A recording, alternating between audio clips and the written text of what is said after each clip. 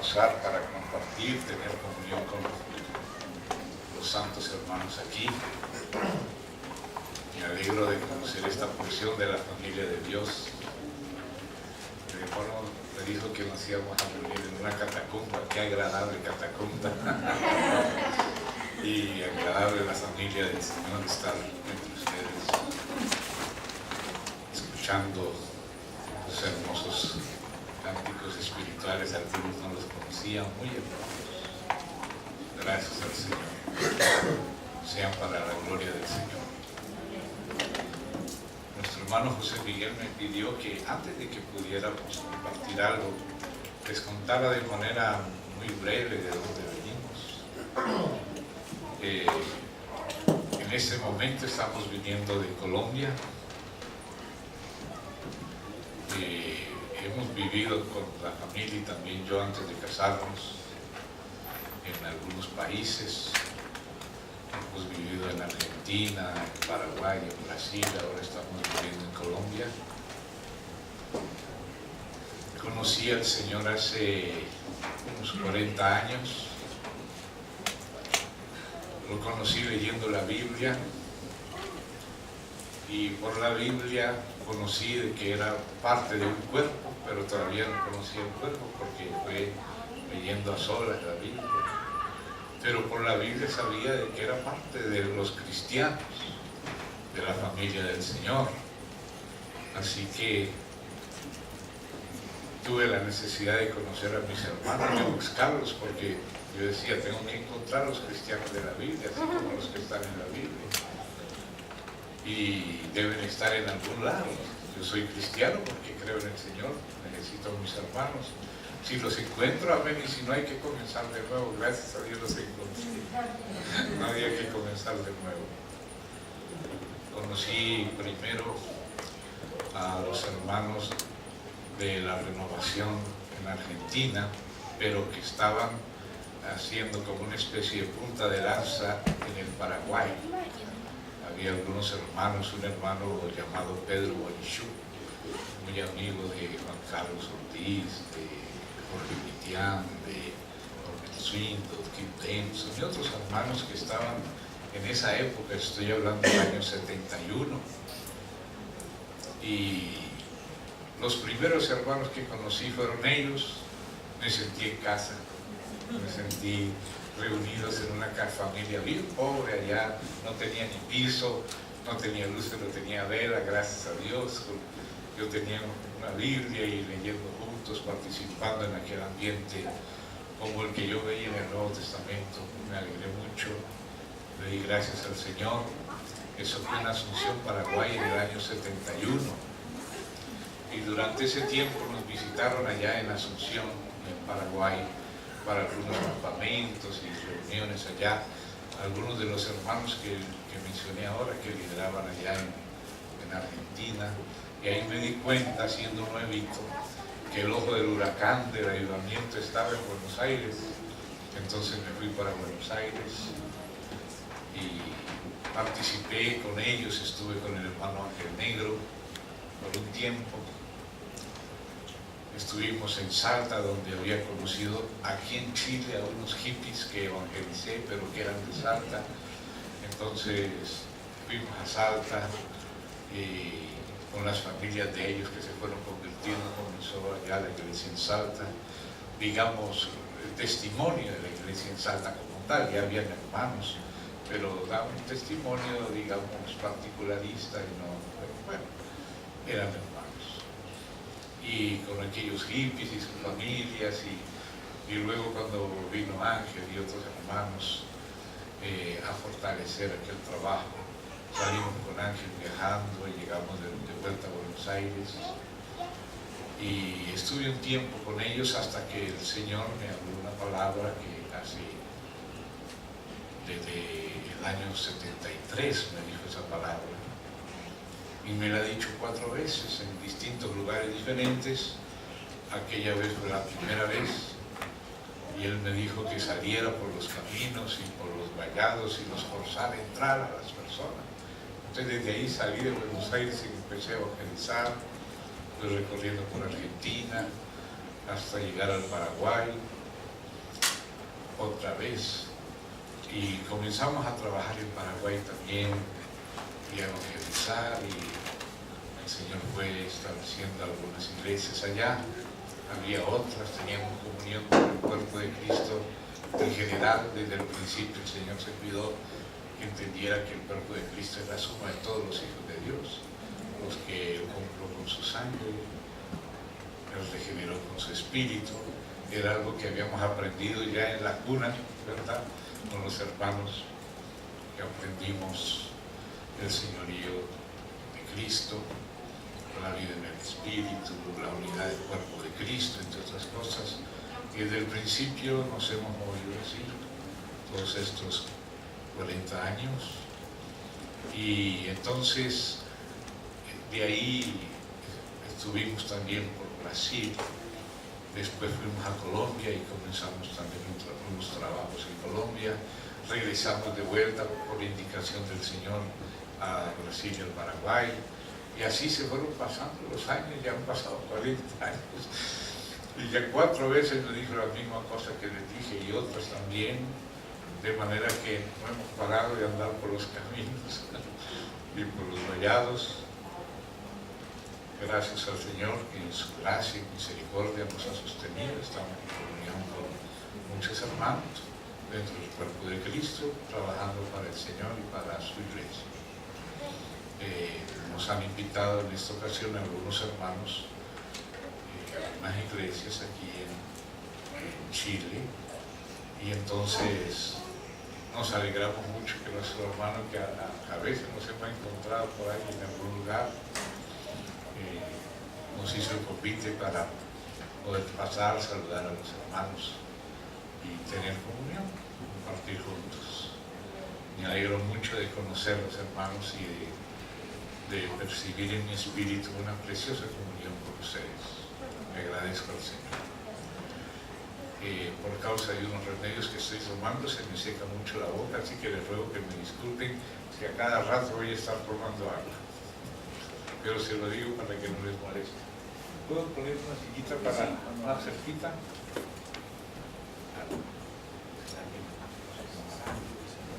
En una de estas, claro, si se moja es más fácil. Gracias. No, si se cae lo cierro.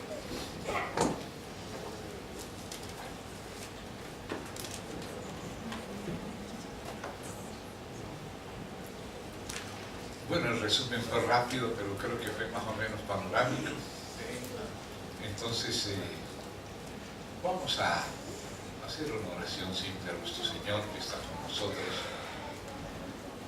para que su Espíritu dé vida a su palabra y a nuestros espíritus y a todo nuestro ser, nos dé refrigerio con su palabra, nos afirme en su gracia, en la fe, y seamos nutridos por el Señor. Querido Padre, gracias por esta preciosa mañana que tú nos preparaste, Señor, para hoy. Qué precioso, Señor, que podemos invocarte con confianza. Te entregamos todo nuestro ser que no es confiado, Señor, en tus manos, para que tú nos restrinjas y nos dirijas, nos encamines, nos bendigas con tu palabra. No queremos ser gobierno, sino que lo seas tú en nuestra vida, con tu espíritu y con tu palabra. Queremos, Señor, caminar contigo. Ayúdanos a estar cerca. Fortalece a cada uno de los santos que están aquí presentes, Señor. Solo tú mismo puedes vivificar y alimentar. Por eso te invocamos a ti y te encomendamos todo nuestro ser en su condición, la que conocemos y la que desconocemos. Confiadamente, por la sangre de Cristo, Señor, descansamos en tus manos. Y te pedimos que el maná de hoy tú lo envíes a nuestros corazones y nos alimentes para vida eterna. En el nombre del Señor Jesucristo. Amén. Hermanos, en estos días con otros hermanos aquí mismo en Santiago, en otros lugares, hemos estado compartiendo, como si dijera, una especie de escalones de Betel. Ustedes recuerdan aquel sueño que tuvo Jacob, en el cual, en un lugar llamado antes Luz, él durmió, colocó una piedra de cabecera y tuvo un sueño donde él vio una escalera que comunicaba el cielo con la tierra y ángeles que subían y descendían, y se despertó asustado diciendo: qué terrible es este lugar, no es otra cosa que casa de Dios y puerta del cielo. Colocó aquella piedra con la que se había recostado, aquella que había sido su almohada, su piedra de cabecera, la hirvió, derramó aceite sobre ella, la ungió y le llamó a ese lugar Betel, que quiere decir casa de Dios. La casa de Dios es un lugar de comunicación entre el cielo y la tierra. Qué precioso. Esa tipología se desarrolló luego en el tabernáculo, y a ese tabernáculo se le llamó el tabernáculo de reunión. Y esa palabra reunión como tabernáculo son palabras claves. Y en este momento enfatizo la palabra reunión, que es la comunión del cielo con la tierra. El cielo por Cristo y con sus ángeles desciende a la tierra para llevar de la tierra muchos hijos e hijas a la gloria. Y esa escalera, ese camino al cielo y camino del cielo a la tierra, es una figura del Señor Jesús. Cuando el Señor Jesús estaba llamando a sus primeros discípulos, en el caso de Natanael Bartolomé, que estaba debajo de una higuera seguramente orando y pensaba que nadie lo veía, el Señor, cuando lo vio, dijo: he aquí un verdadero israelita. Él dijo: ¿de dónde me conoces? Y le dijo el Señor: cuando estaba debajo de la higuera te vi. Y él se sintió que había estado pues oculto, pero ahora sabía alguien que lo había visto en oculto y que lo conocía íntimamente, y eso impresionó a Natanael Bartolomé. Y entonces dijo, confesando al Señor, y el Señor le dije: porque te dije, te vi debajo de la higuera, ¿crees? Mayores cosas de que estas verás.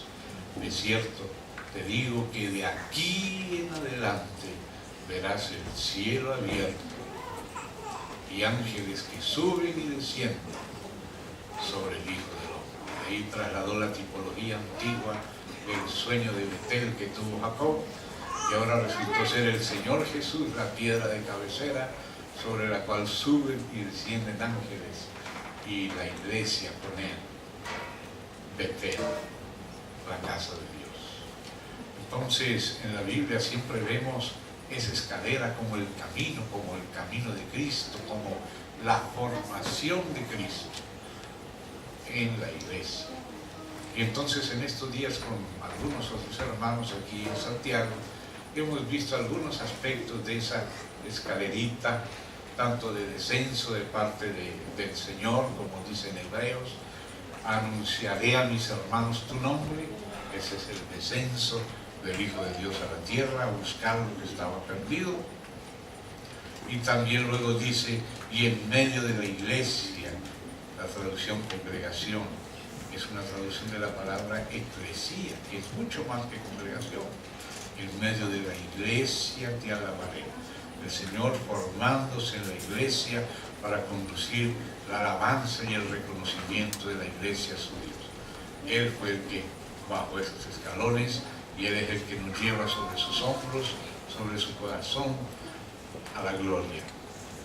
Entonces hoy vamos a ver algunos aspectos para complementar con aquello otro, pero hoy es una unidad que se puede ver también aparte, algunos aspectos de esa escalera o escala de Betel. Entonces les ruego que me acompañen a una de las epístolas de Pablo, aquella a los Efesios. Pablo a los Efesios.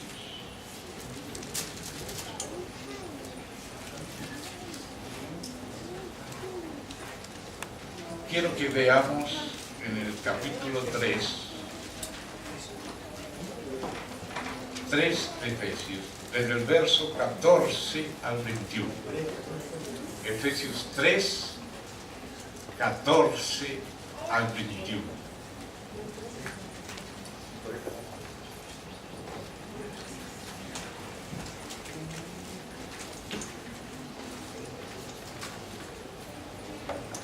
Le llamo la atención primero a cómo comienza esta frase, de la misma manera que otras frases.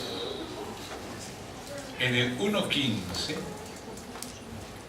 fíjense, habían pasado ya 14 versículos, y en esos 14 versículos había hablado nada menos que del propósito eterno de Dios y del lugar central de Cristo y de la iglesia con Cristo en el propósito eterno de Dios.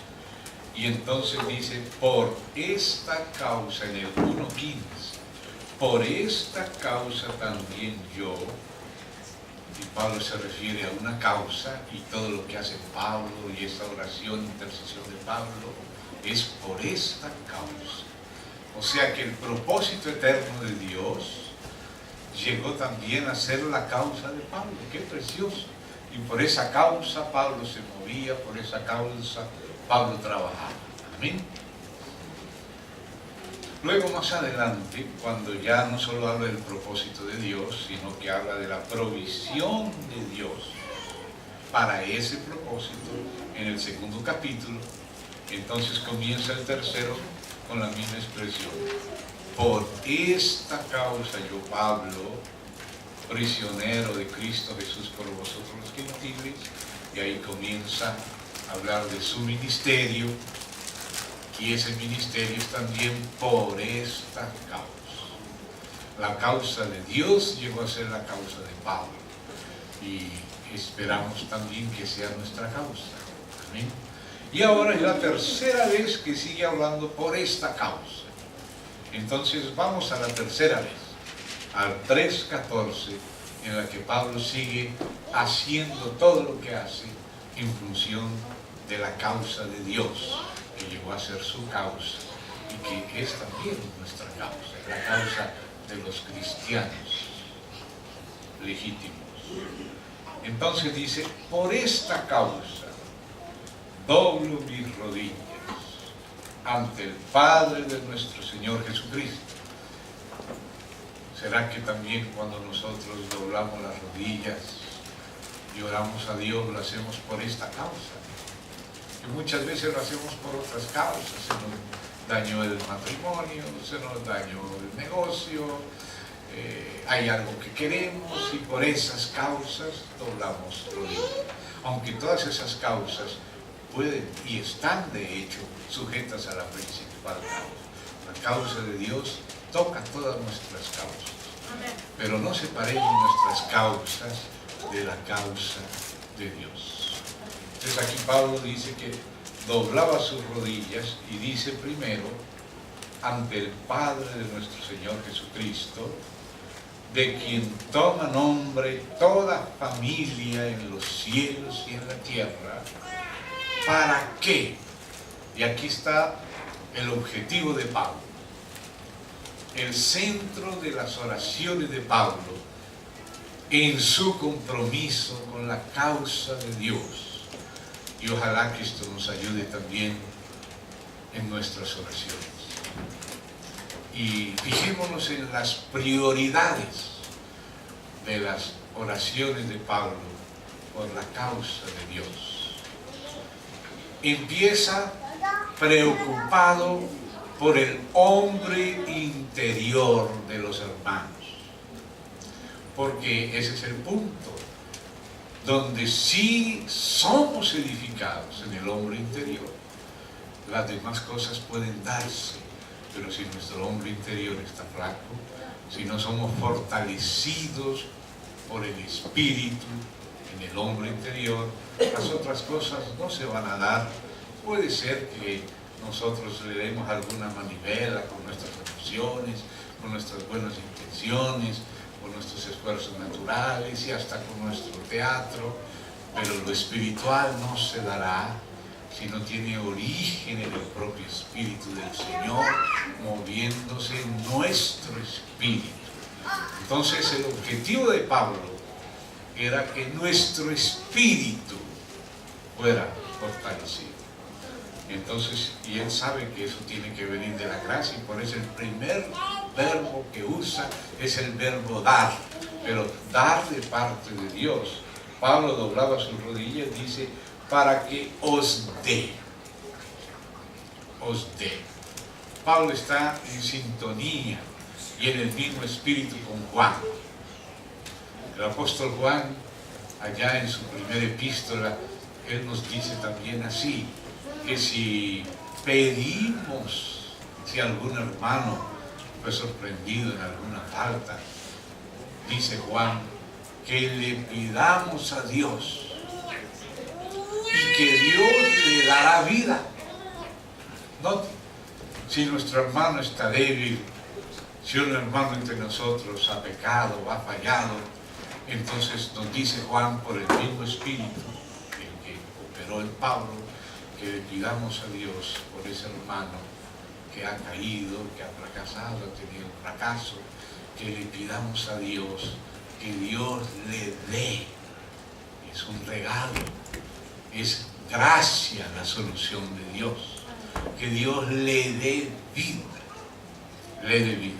Si ese hermano recibe ese sorpresivo toque de Dios, si algún día se levanta con una alegría que él no comprende, porque así es el Señor, y empieza a moverse el Señor en su espíritu, y él recibe vida, esa vida lo va a guiar, esa vida lo va a restaurar, esa vida lo va a colocar otra vez de nuevo en el camino. Nada más conseguirá hacer eso, sino la vida del Señor, fortaleciendo su espíritu por la gracia de Dios. Entonces, lo mismo hace aquí Pablo que Juan. Entonces dice, que os dé, esa es la primera oración de Pablo. Y vamos a decir que es el primer escalón en la subida por esta escalera de Betel. Si no se nace de nuevo y si no se fortalece nuestro espíritu, no podemos comenzar.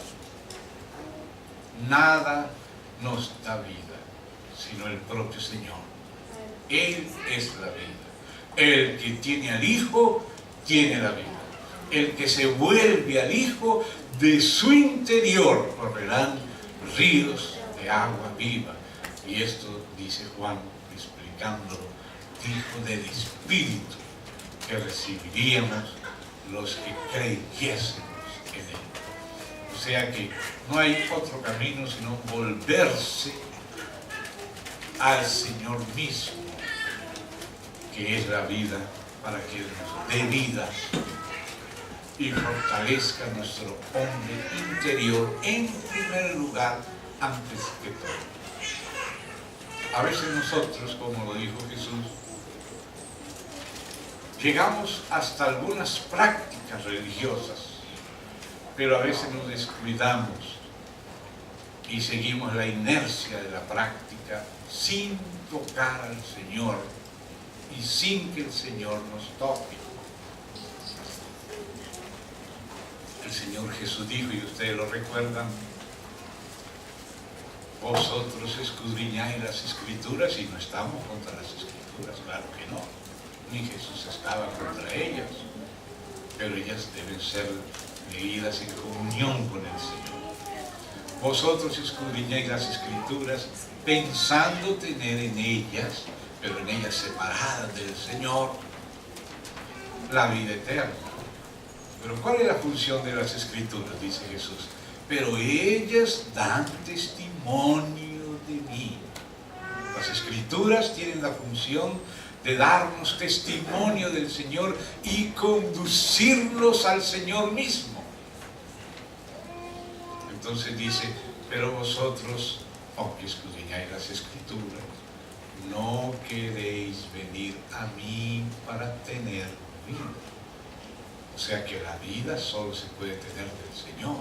Hay gente que escudriña las escrituras con una mentalidad modernista, liberal, tratando de encontrar por ahí en qué época se escribió, si antes de Josías, Deuteronomio, después, una serie de cosas, y algunos terminan siendo incrédulos porque no tocaron al Señor, porque no vieron la escritura en su principal función.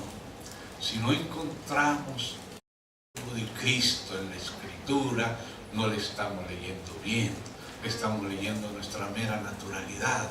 Hay que invocar al Señor, depender del Señor, querer ver al Señor en las escrituras y pedírselo, y entonces Él nos abre sus ojos y tendremos un cielo abierto.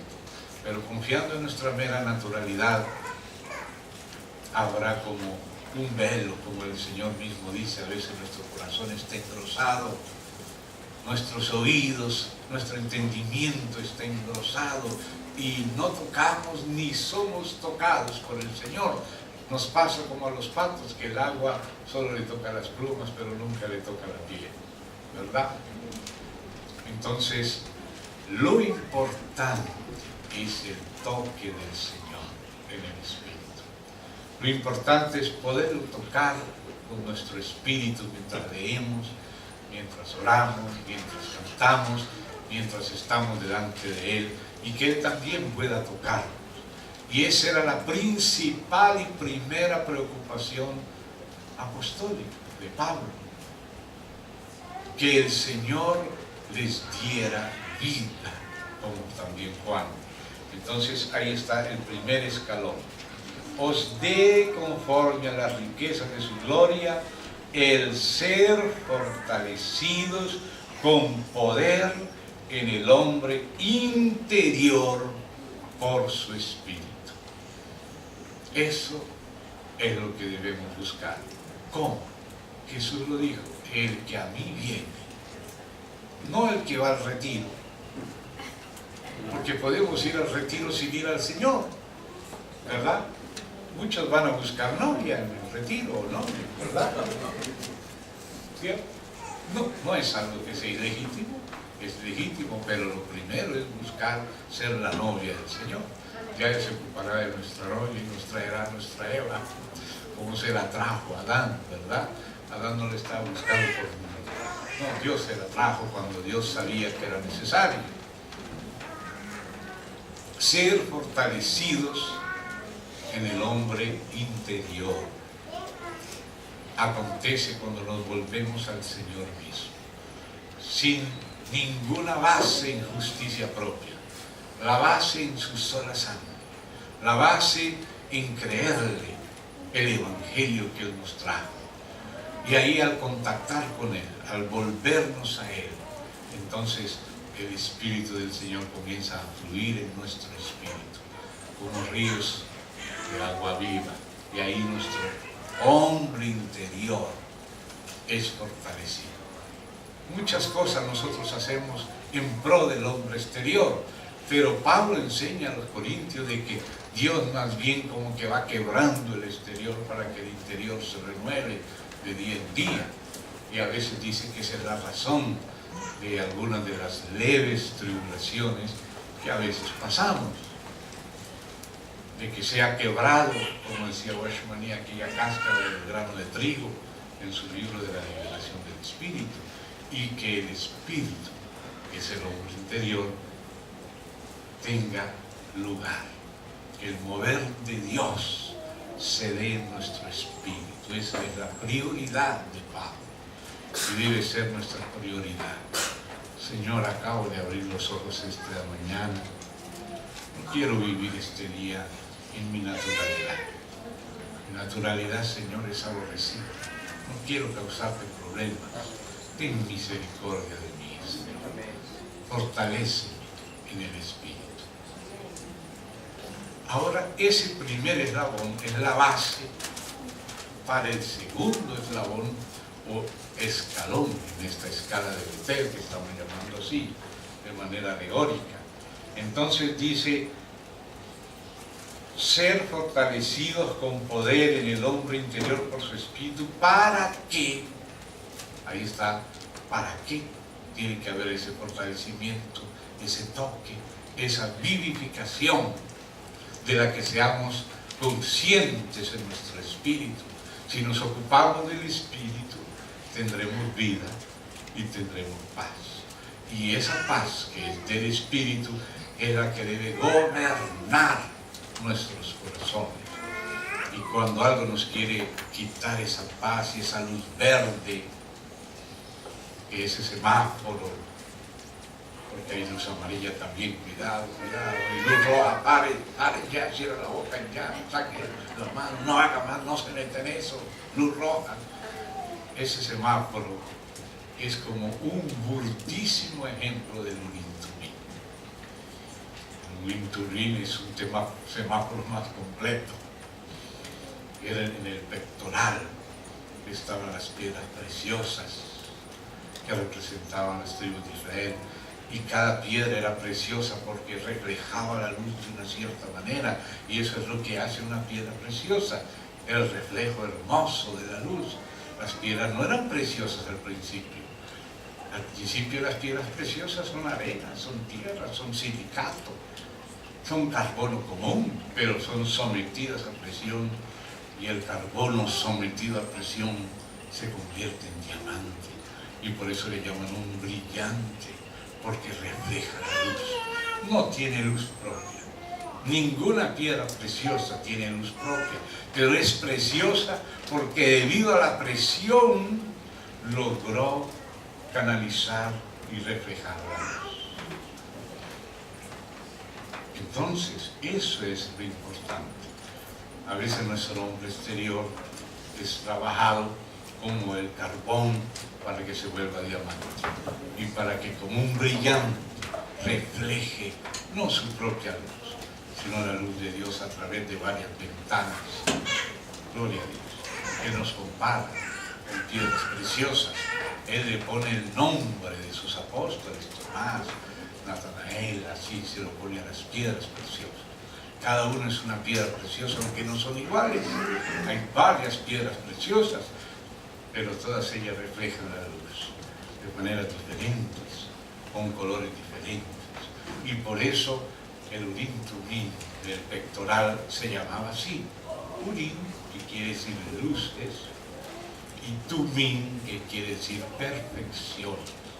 El Urim Tumim significa luces y perfecciones, y estaba en el pectoral. Claro, los sacerdotes del Antiguo Testamento, arónicos, eran apenas una figura. Hoy el sacerdocio que prevalece es el del Señor Jesús, que es del orden de Melquisedec y no del orden de Aarón. Y Él es el que nos hizo nosotros sacerdotes del Nuevo Testamento. Y hoy ese Urim Tumim es espiritual. Hoy ese Urim Tumim es el mover de Dios en nuestro espíritu. En el Antiguo Testamento había que consultar al sumo sacerdote.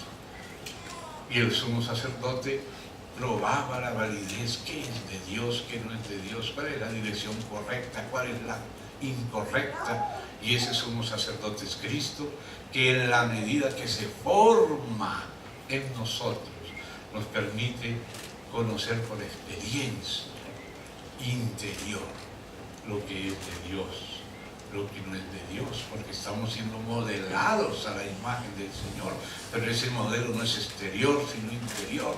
Cuando nos salimos del modelo, la luz verde se vuelve amarilla o roja. ¿Se da cuenta? Pero cuando hay armonía interior, y era entre todas las 12 piedras, entonces había perfecciones, había aprobación. Entonces ahora a eso se refiere al mover de Dios en nuestro espíritu. Pero entonces el objetivo es el siguiente: para que habite, verso 17, Cristo por la fe en vuestros corazones. Ahí está el segundo escalón. En la mitad del verso viene un tercero, ¿no? ¿A fin de qué? Pero vamos a detener un minutito, o dos o tres, en el segundo escalón. Note, aquí Pablo le está escribiendo nada menos que a la iglesia de Éfeso. Ya había llevado 3 años de enseñanza a esta iglesia. que ahora ya está en prisión. ¿Cómo es que dice? Para que habite Cristo por la fe en vuestros corazones. ¿Acaso cada uno de los hermanos no había recibido a Cristo en su corazón?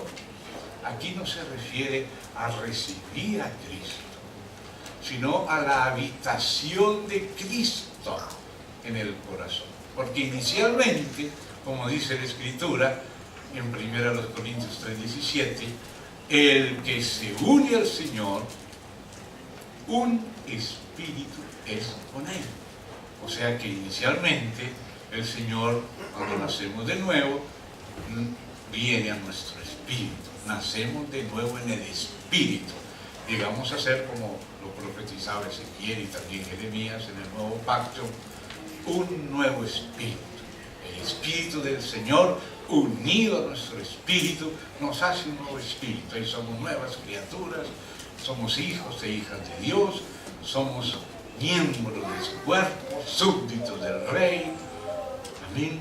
Somos familia del Señor, y esa identidad espiritual nos la da el nuevo nacimiento que acontece cuando su espíritu se une a nuestro espíritu.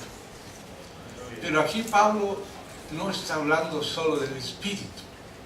En este segundo escalón él usa la palabra corazón. Vuestros corazones. Y cuando seguimos atentamente, con la ayuda, si se quiere, de una concordancia exhaustiva, la palabra corazón, y vemos el contexto de las frases, los versos que se usan, ahí vamos descubriendo las funciones de nuestro corazón. Y ahí descubrimos que las funciones del corazón son una especie de combinación de nuestra alma con nuestro espíritu, porque el corazón es como la puerta por donde lo del espíritu pasa al resto de nuestro ser. Por eso el Señor nos dice que guardemos nuestro corazón, porque de él mana la vida. Entonces la vida del Señor que recibimos en el espíritu, de la cual somos conscientes. Y por eso la conciencia tiene que ver con el espíritu, como lo dice David en aquel famoso Salmo 51, un espíritu recto te conduzca. No quería perder la rectitud de espíritu. O sea que el espíritu se relaciona con la rectitud y por lo tanto también con la conciencia. El espíritu tiene esa función de la conciencia y de la intuición y de la comunión con Dios, con los hermanos. Pero las cosas no tienen que quedarse en el espíritu, como Pablo aconsejaba a Corinto. Sí, cantaré con el espíritu, oraré con el espíritu, pero oraré también con el entendimiento. Cantaré con el entendimiento. Y si oro en el espíritu y oro en otras lenguas, le pido a Dios que pueda interpretar para que sea de provecho también a la iglesia y no solamente sea de provecho personal de edificar mi hombre interior, porque como dice San Judas Tadeo en su carta, cuando oramos en el espíritu nuestro hombre interior es edificado. Pero Dios quiere la edificación del cuerpo y por eso vivifica nuestro espíritu para trabajar nuestro corazón, el cual incluye toda nuestra alma. Así que tenemos que ser fortalecidos en el espíritu, en el hombre interior, para que habite Cristo. Aquí no está hablando del nuevo nacimiento y de recibir al Señor, sino de hacerle lugar en toda la casa al Señor. De que el Señor, que el espíritu del Señor llegue a ser, como dice en Efesios, el espíritu de nuestra mente también. Ahí habla del espíritu de nuestra mente. O sea que si se mueve el Señor en mi espíritu, ojalá mi mente lo entienda. Oraré con el espíritu, pero también con mi entendimiento. Porque dice que por medio de la renovación del entendimiento somos transformados, lo dice el Romanos. Nuestra transformación solo puede darse si adquirimos la mente de Cristo y tenemos el paradigma de Cristo y vemos las cosas desde el punto de vista de Dios y no desde nuestro punto de vista y nuestra propia prudencia. En los proverbios se nos dice que, hijo mío, no te apoyes en tu propia prudencia. Fíate de Yahvé y Él enderezará todos tus caminos. O Jehová, como quieran decir. Y ahí nos damos cuenta que el fluir del Espíritu tiene el objetivo de hacer habitar a Cristo en el corazón, es decir, en cada uno de nuestros pensamientos. Porque los pensamientos y las intenciones son del corazón. Y también las emociones. ¿Será que, aunque soy cristiano, será que todas mis emociones son habitadas por Cristo?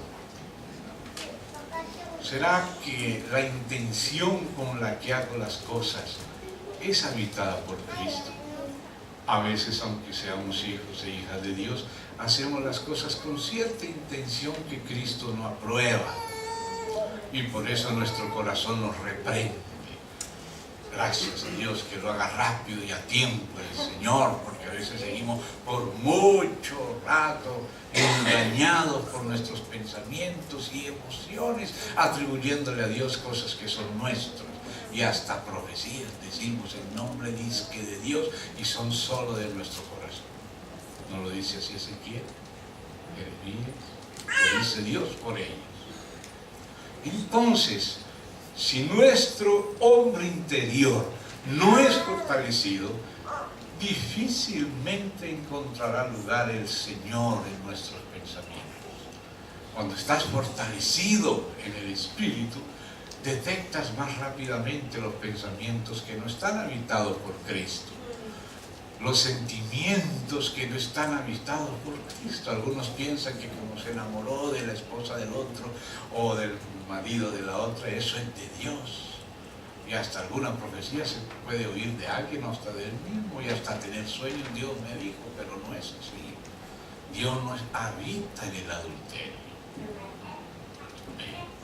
Pero uno se engaña porque uno quiere, como dice la Escritura, su deseo busca el que se desvía. O sea que no ha penetrado el Espíritu del Señor, aunque ya hayamos nacido de nuevo, pero no ha penetrado en nuestra alma, o sea, en nuestros pensamientos. Porque es muy fácil hablar del alma, así como en el aire, pero cada pensamiento, cada emoción, cada intención o decisión es una expresión de nuestra alma. Pero, ¿qué quiere Dios? Que Cristo habite también en el corazón. Que seamos transformados desde el Espíritu ahora en el corazón. Entonces tiene que pasar lo que es de Dios, del Espíritu al corazón, para que Cristo habite. O sea, que Cristo pueda gobernar nuestro corazón y la paz de Dios gobernar. Y cuando empezamos a perder la paz de Dios y empieza aquella espada del querubín a revolverse, luz amarilla, luz roja, cuidado, cuidado, uno sea sabio y pare, no sea obstinado, que eso es, Dios lo considera como idolatría, porque es poner el gozo en nuestra alma por encima de nuestro Dios. Nuestra obstinación es como idolatría y como hechicería, también lo dice Samuel. Entonces, el fortalecimiento del hombre interior es la base de esa saturación de nuestro corazón con Cristo. Y por eso Pablo se enfocaba en lo primero, y ahora esto, otro en lo segundo. Pero ahora hay otro tercer escalón aquí en esta escalerita de Betel. Estamos todavía en el verso 17. Había dicho, ¿no? Ser fortalecidos con poder en el hombre interior por su espíritu, primer escalón, para que habite Cristo por la fe en vuestros corazones, segundo escalón. Cuando ya nuestros corazones son tratados, pasamos al tercer escalón, que habite Cristo por la fe en vuestros corazones, a fin de que arraigados y cimentados en amor. La palabra nos compara con un edificio y también con una labranza. Cuando usa la palabra arraigados, raíces, se refiere a nosotros como la labranza de Dios. O sea que tenemos que obtener las fuerzas del Espíritu y de Cristo y no de nuestra naturalidad. Volvernos al Señor para extraer la fuerza de nuestra vida del Espíritu. Pero el objetivo de ese trabajo en el corazón es el siguiente: a fin de que, arraigados y cimentados en amor, seáis plenamente capaces de comprender con todos los santos cuál sea la anchura, la longitud, la profundidad y la altura. Entonces noten que el trabajo de nuestros corazones, que parece tan personalizado, porque Dios trata con nosotros de manera personalizada, porque no somos como jabones que salen de la fábrica todos igualitos, porque cada uno es particular, auténtico, tiene sus particularidades y su función. No todos tenemos la misma función. Entonces Dios tiene que trabajar nuestro corazón en lo íntimo y en lo personal, en función de ensamblar con nuestros hermanos en el cuerpo de Cristo. Dios tiene que trabajar nuestros corazones para capacitarlos a comprender con los demás hermanos las medidas de Cristo. Aquí ya se perdió, no el individuo, porque Dios quiere individuos y almas, pero se perdió el individualismo. Somos trabajados, somos tratados. Nuestros corazones a veces sufren con el objetivo de ensamblarlos. Así como cuando se van a colocar bloques en una pared, si a este le sobra una punta, hay que bajársela para que le dé lugar al otro. ¿Se da cuenta? Y así vamos siendo edificados, porque es diferente tener un montón de piedras, un montón de ladrillos, que tenerlos en una pared, en un cuarto. Y la casa de Dios no es un montón de piedras o de ladrillos, sino esos ladrillos acomodados correctamente uno con el otro, formando un solo templo. Esa es la iglesia. Entonces, ese tercer eslabón ya es colectivo.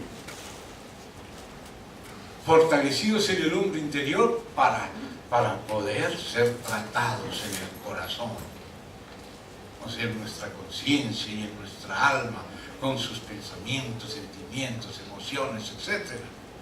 ¿Y eso para qué? ¿Para qué somos tratados? Somos tratados para poder comprender con todos los santos, porque si no vamos a estar peleando con todos. Tu opinión contra la mía contra la tuya, tu sentir contra el mío contra el tuyo, sin unanimidad. Y la palabra de Dios, que nos habla de la unidad del Espíritu, también nos habla de la unanimidad que tiene que ver con el alma. La iglesia en Jerusalén, imagínense eso que nos dice la palabra de Dios por Lucas, en Hechos. La iglesia en Jerusalén era de un solo corazón y una sola alma. O sea que la unidad del Espíritu, trabajando en nuestros corazones, nos lleva a la unanimidad, a tener un mismo sentir, un mismo pensar. Incluso Pablo dice, si a esto hemos llegado, tengamos un mismo sentimiento, una misma regla, y esas palabras sí que son cosa mayor. Un mismo pensar, un mismo sentir, un mismo corazón, para nosotros nos parecen exagerados. Pero cuando tú sabes que tú tienes un pedazo de la torta y el otro pedazo, y el otro, entre todos los pedazos tenemos toda la torta. ¿No era así que pensaban los apóstoles? Tú lees Hechos al capítulo 1 y entonces dice que se levantó Pedro y contó la historia y de lo de Judas, y luego lo que Dios había dicho que había que hacer, que otro tomara su oficio, y la parte de este ministerio misterio de que cayó Judas. Mira esa expresión, ese contexto. Judas era contado con nosotros, pero cayó de su parte. Pero ¿será que nosotros contamos unos con los otros? Ese es el desafío. Y para eso Dios trabaja en nuestros corazones, porque es más fácil ser solitario. Pero el Señor Jesús dice, si el grano de trigo no cae en tierra y muere, se queda solo. Entonces, para no quedarnos solos, tenemos que ser tratados en el corazón para comprender con todos los santos las medidas de Cristo. Porque yo solo tengo una medida de Cristo y tú tienes una. Y cada uno tiene una, pero ninguno tiene todo. Y por eso necesitamos ensamblar unos con otros. Y para poder ensamblar, Dios tiene que tratar con nuestros corazones. Y para tratar con nuestros corazones, tiene que fortalecer nuestro hombre interior, porque si no, no tenemos ni una fuerza para enfrentar lo que tenemos que enfrentar, ser tratados y permanecer ahí. Ahí con Cristo. Y ahí con el propósito eterno de Dios, con la casa única de Dios. No es fácil la unanimidad. Hay un alto precio que pagar. Y eso lo alcanzan los vencedores. Pero no hay que quedarse en el camino. Amén. Él merece una iglesia gloriosa, sin mancha y sin arruga. Amén, hermanos. Él la merece. Y porque Él la merece, por amor a Él, Él quiere que estemos juntos y unánimes. Juntos tienen que ver con el cuerpo, pero unánimes tienen que ver con el alma. Pero eso no es posible sin el Espíritu. Por eso la palabra habla primero de la unidad del Espíritu que guardar hasta que lleguemos a la unidad de la fe y del conocimiento del Hijo de Dios. Y hasta que lleguemos a la unanimidad, a sentir lo mismo, a combatir unánimes, porque si no, no vamos a combatir con el enemigo, sino que vamos a combatir unos contra otros. Y eso es lo que Satanás quiere, que en vez de pelear contra él, nos pongamos a pelear entre nosotros. Y él tiene mucha experiencia en eso. Como dice que el diablo es diablo, no tanto por diablo, sino por viejo. Tanta experiencia con los hombres que ya saben qué hacer para disgregarnos. Pero nosotros sabemos que el Hijo del Hombre fue levantado para juntar en uno a sus hijos dispersos. Pero ese encuentro tiene que ser en Él mismo. Esa unanimidad tiene que ser alrededor de Él. Y por eso Él tiene que tratarnos.